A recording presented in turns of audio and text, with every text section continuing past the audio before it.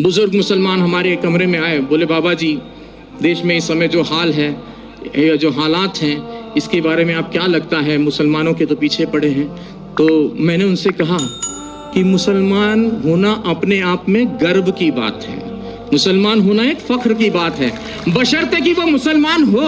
और मुसलमान से मतलब है मेरा मुकम्मल ईमान वाला, और मुकम्मल ईमान वाला कोई भी हो सकता है, फिर वो चाहे मुस्लिम हो, चाहे सिख हो, चाहे ईसाई हो, या मेरी तरह सनातन धर्म वाला एक मामूली सा अदना सा इंसान हो। तो मुकम्मल ईमान आना जरूरी है, और जब मुकम्मल ईमान आ जाएगा तो मुसलमानों का कोई क्या बाल वाका कर सकता है।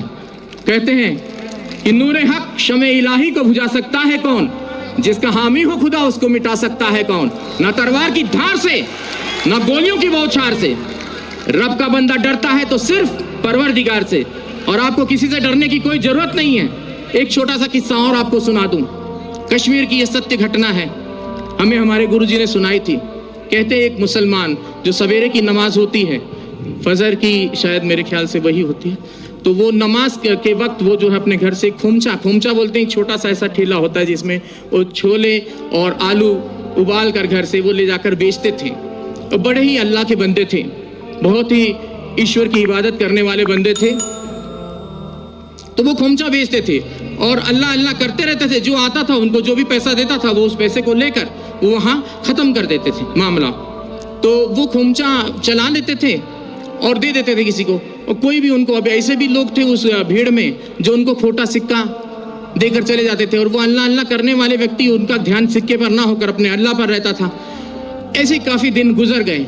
एक दिन वो अपने घर पहुंचे तो उन्होंने अपनी पत्नी से कहा कि भाई आज तुमने हमारे छोले और आलू जो खोमचा बनाती थी वो बनाया नहीं। तो बोले कि आज दुकानदार ने सामान नहीं दिया, सौदा नहीं दिया। बोले क्यों? बोले जितने भी सिक्के इकट्ठा किए हैं आपने, ये सारे खोटे सिक्के हैं। बोले हाय अल्लाह।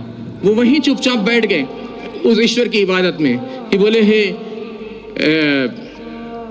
या अल्लाह, ये खोटा सिक्का तेरी दुनिया में तो नहीं चला, क्या मेरे जैसा खोटा सिक्का तुझे कबूल होगा?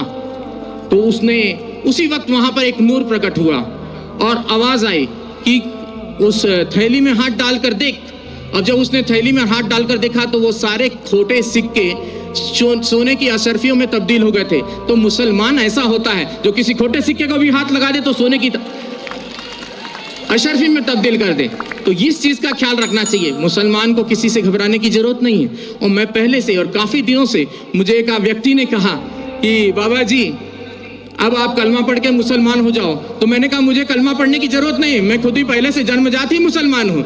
और मुसलमान का मतलब ये नहीं कि कलमा पढ़कर ही हो सकता है, मुकम्मल ईमान कहीं भी आ सकता है, चाहे वो हिंदू में आए, चाहे मुस्लिम में आए, चाहे सिख में आए, चाहे ईसाई में आए, चाहे किसी यहूदी में आ जाए, किसी में भी आ सकता है। मुकम्मल ईमान आना जरूरी है।